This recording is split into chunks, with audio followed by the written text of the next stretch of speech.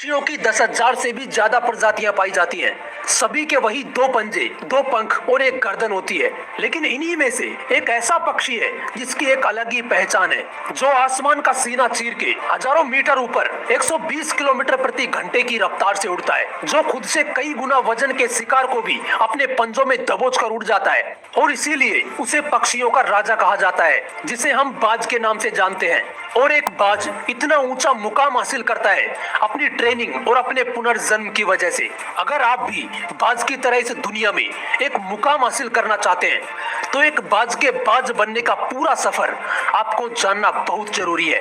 क्योंकि 25 से 30 की उम्र में आने के बाद भी लोगों को रिस्क लेने से डर लगता है, लेकिन एक बाज के जीवन की शुरुआत ही रिस्क से होती है। जिस उम्र में बाकी पक्षियों के बच्चे सिर्फ चिचियाना सीखते हैं, उस उम्र में एक मादा बाज अपने बच्चे को पंजों में दबोचकर हजारों मीटर ऊपर आसमान की ऊंचाइयों में उड़ जाती है, उसे ये बताने के लिए कि तेरा जन्म आसमान का सीना चीर के सबसे ऊपर उड़ने के लिए हुआ है।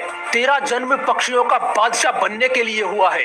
जमीन से हजारों मीटर ऊपर ले जाकर मादा बाज उसे अपने पंजों से छोड़ देती है, और यहीं से शुरू होती है उसकी हाई रिस्क ट्रेनिंग। वो चूजा जमीन की तरफ तेजी से गिरने लगता है, थोड़ा नीचे आता है तो उसके पंख खुलने लगते हैं। नीचे आते आते वो अपने पंख फड़फड़ाने लगता है, लेकिन वो अभी तक उड़ना नहीं सीखा है। वो जमीन से कुछ ही मीटर ऊपर होता है। ऐसा लगता है कि कुछ ही सेकंड्स में इसका जीवन समाप्त हो जाएगा, लेकिन अचानक एक पंजा उसे अपनी गिरफ्त में लेता है और वापस आसमान में उड़ जाता है। वो पंजा होता है उसकी माँ का, जो उसके पीछे उड़ रही थी।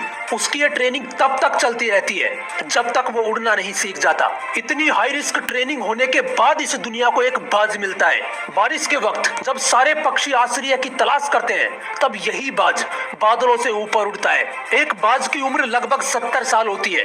जब वह 40 साल का होता है तो एक परेशानी उसकी जिंदगी में मौत बनकर आती है, जो आपके परेशानियों की तुलना में बहुत बड़ी होती है। क्योंकि 40 साल की उम्र में बाज की चोंच इतनी मुड़ जाती है कि उसे शिकार निगलने में बहुत परेशानी होती है।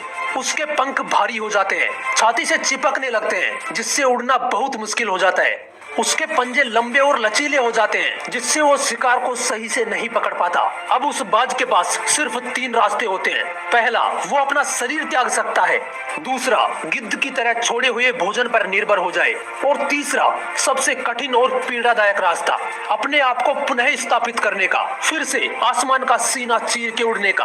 और वो इसी तीसरे रास्ते को चुनता है और अपने पास की सबसे ऊंची चोटी पर पहुंच जाता है। वहां पर अपना घोंसला बनाता है और फिर शुरू होता है परेशानियों को जड़ से उखाड़कर फिर आसमान में उड़ने का सफर। वो अपनी चोंच को एक चट्टान पर मार मार कर तोड़ देता है, लहूलुहान हो जाता है और इंतजार करता है फिर से नई चोंच उगाने का। उसके बाद अपनी नई चोंच से अपने ही पंजों को काट देता है और फिर इंतजार करता है पंजों के उगाने का। उसके बाद वो अपने एक एक पंख को अपने शरीर से अलग करता है और फिर इंतजार करता है नए पंख उगाने का। और इस प्रक्रिया में उसे समय लगता है पूरे 5 महीने का। इन 5 महीनों की कड़ी तपस्या से एक बाज का पुनर्जन्म होता है। वो फिर से तैयार हो जाता है आसमान का सीना चीर के उड़ने के लिए। जो 3 रास्ते बाज के पास थे, वही 3 रास्ते आपके पास भी होते हैं। लेकिन कुछ लोग पहले रास्ते को चुनते हैं और परेशानियों के बोझ तले दबकर सुसाइड कर लेते हैं। ज्यादातर लोग दूसरे रास्ते को चुनते हैं। वो परेशानियों का बोझ पड़ते ही अपने लक्ष्य को छोड़कर एक नॉर्मल लाइफ जीने लगते हैं। और कुछ वो लोग भी होते हैं जो इन परेशानियों को लात मारकर अपनी मेहनत के दम पर बाज की तरह आसमान की बुलंदियों को छूते हैं। दोस्तों, बाज की ये ट्रेनिंग हमें एक बहुत बड़ी सीख देती है कि अगर रिस्क लेना पड़े तो लो, लेकिन अपने फील्ड में अपने आप को इतना ट्रेन कर लो कि उस फील्ड में आपसे ऊपर उड़ने के बारे में सोचकर ही लोगों के पसीने छूट जाएं। तभी आप अपने फील्ड के बादशाह कहलाओगे। Sachin Tendulkar, MS Dhoni, Cristiano Ronaldo ऐसे ही नहीं बन गए। इन्होंने सबसे पहले ट्रेन किया अपने आप को, फिर इतनी ज्यादा मेहनत करी कि इन्होंने अपने फील्ड में सबकी फाड़ के रख दी। इसलिए एक बाज की तरह बनो। जय हिंद, वंदे मातरम।